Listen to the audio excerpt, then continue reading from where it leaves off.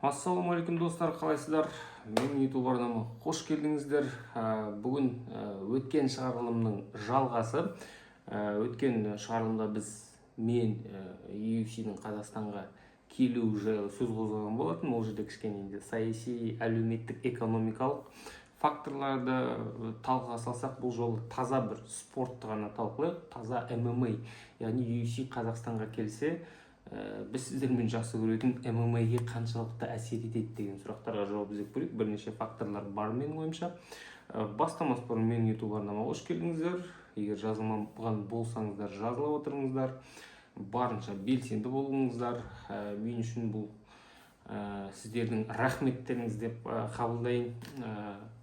Белсенді болыңыздар, яғни пікір жазыңыздар, лүпіл етіңіздер. Негативті, позитивті реакция, жаман комментарий, жақсы комментарий. Енді барлығына да конструктивті қарауға тырысамыз, сондықтан комментарийға қош келдіңіздер. Әйтеуір боқтамасаңыздар болады. Қалған барлығы қалыпты дүние, сын қалсаңыздар да болады. Одан бөлек менің әлеуметтік желілерімде бар.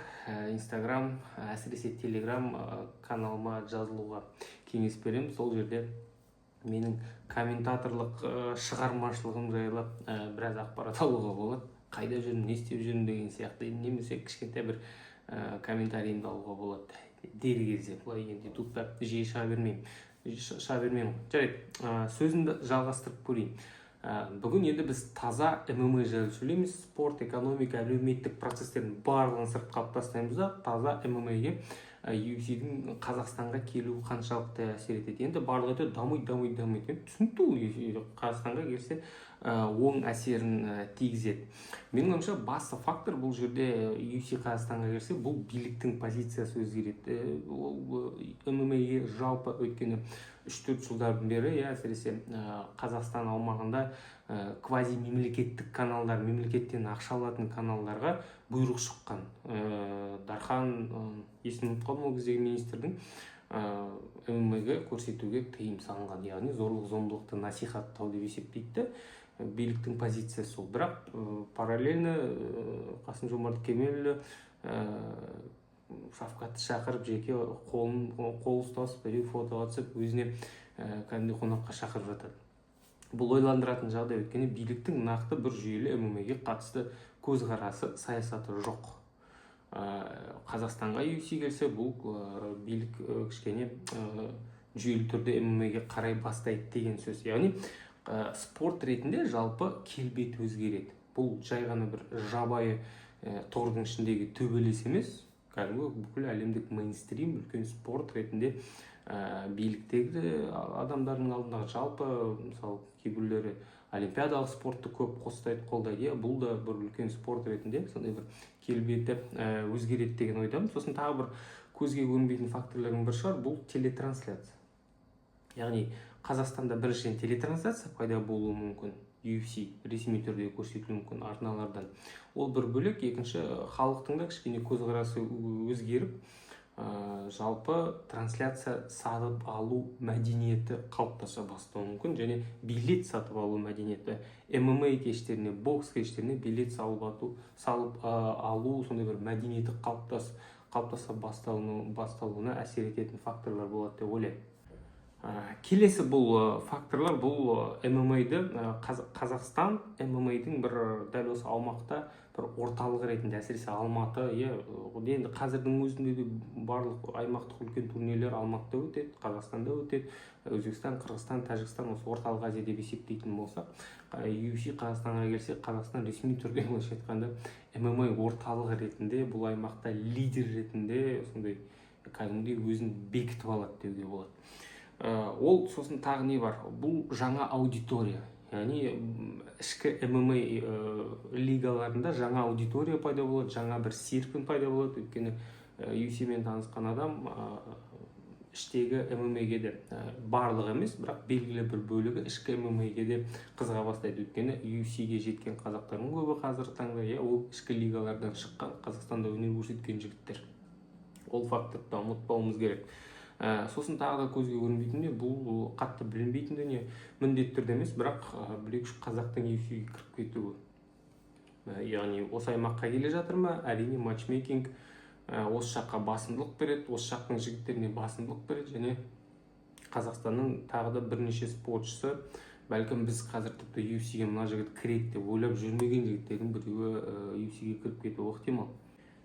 Яғни қорытындылай келе, ішкі лигалардағы қаралым өсу, билеттердің саны өсу, жалпы ММА-ге деген ішкі аудиторияның, ішкі лигаларға деген қызығушылығының артуы.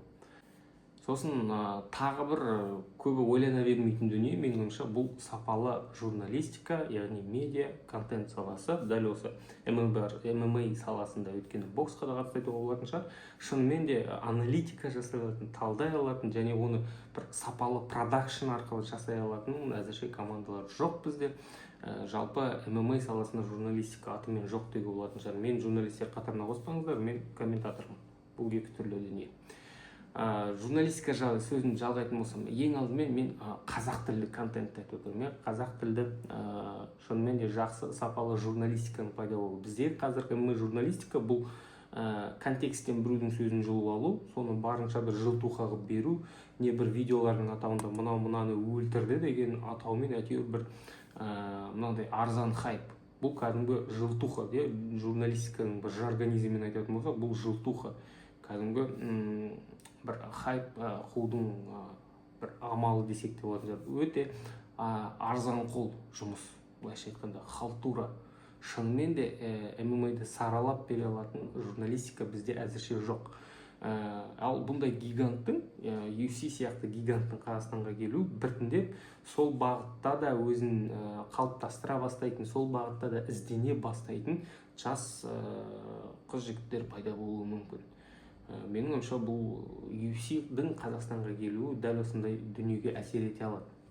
Екінші тағы бір фактор, бұл былайша айтқанда информациялық, яғни ақпараттық қауіпсіздік. Қаншалықты күлкілі естілгенмен, бірақ біздің көшіміз бар.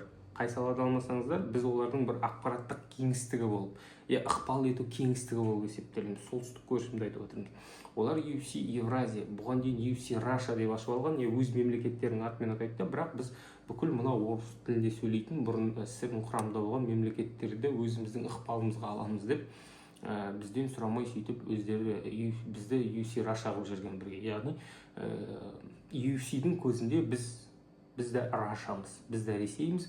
Соғыс басталған кезде әйтеуір мыналардың миы жетті, бұны толықтай тым болмағанда UFC Евразия деп өзгертті. Бірақ UFC Евразия деген өздері де түсінбейді. Мысалы, олар араб елдерін, Европа елдерін мысалы есептемейді Евразия деп. Евразия деп олар атауын өзгерткенмен, бірақ Евразия деп сол баяғы осы өздерінің бір ықпалындағы мемлекеттерді есептейді. Яғни қазақ тілінде сапалы контент, Қазақстанның азаматтары көретін сапалы контенттің пайда болуы, бұл кішкене олардың ықпалынан бізді ажыратады. Әлеуметтік желілердегі дәл осы ақпараттық ықпалынан ажыратады деп ойлаймын. Яғни біз оларға көрсете аламыз. Айналайындар, бізде өз тіліміз бар, бізде өзімізде журналистер бар, өзіміз сапалы контент жасаймыз деген сөз. Бұл жерде тіл жақсы сондай бір қорғаныс тәсілі болуы мүмкін менің ойымша. Бұл да өте бір маңызды фактор, қатты назар аударатын. Енді мен бұл салада жүргеннен кейін жиі кездесем. Әзербайжанда қазір UFC Рашаға жақсы кім екенін көрсетіп жатыр. Олар бүкіл посттарында Баку Серкет салған кезде UFC-ді өткіземіз деп, олар UFC Евразияны белгілеген жоқ. UFC Евразия, біздің аймақ деп жазып жатса, олар алады да UFC Европаны бірлескен посттарда белгілейді. Яғни олар сигнал береді. Біз UFC Европамыз, біз Европаға қатысымыз, біз сіздердің ықпалдарыңызда емеспіз деген сияқты. Біз де дәл осындай сапалы журналистика, сапалы медиа, сапалы контент арқылы өзімізді көрсете аламыз. Бізде өзіміздің тіліміз бар, біз өзіміз жасай аламыз, біз сіздердің ықпалдарыңызда емеспіз. Біз, яғни UFC Раша емеспіз. Яғни UFC келсе сұраныс пайда болады, сол сұраныс түбі ұсыныс қалып келеді. Бұл қарапайым нарықтың заңы.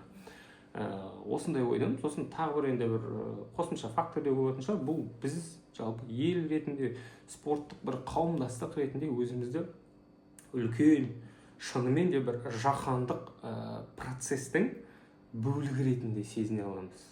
Енді футболмен аналог келтіретін болсақ, мысалы Қазақстан құрама командасы бір кездері мысалы Еуропа чемпионатында ойнап кетсе, бұл үлкен жаһандық процесс қой, үлкен кәдімгі шара, үлкен турнир, бүкіл әлем қарайтын турнир. Не болмаса тіпті әлем чемпионатына өтіп кетті дейік футболдан. Соған қатысып жатса, міне UFC Қазақстанға келсе, менің ойым осындай. Бізде іштей сондай күйде боламыз. Міне бұл үлкен комьюнити, бұл үлкен жаһандық проект, глобальный, бүкіл әлемде медиа ықпалы бар проект, және сол проект Қазақстанға келіп жатыр. Және біз соның қатысушысымыз, біз соның қабылдаушысымыз, және біз сол турнир өтетін бір апта, мысалы біз басты рөлдегі адамдармыз деген сияқты. Сондай ойлар бар. Бұл жағынан алып қарайтын болсақ, кішкене негатив жағы да бар, позитив жағы да бар. Міндетті түрде сіздердің пікірлеріңізді күтемін, комментарийлеріңізді күтемін, өз ойларыңызды жаза отырыңыздар. Дәл осы мен айтқан тезистерге қатысты сіздердің ойларыңыз қандай? Осымен тамам. Қош сау болыңыздар.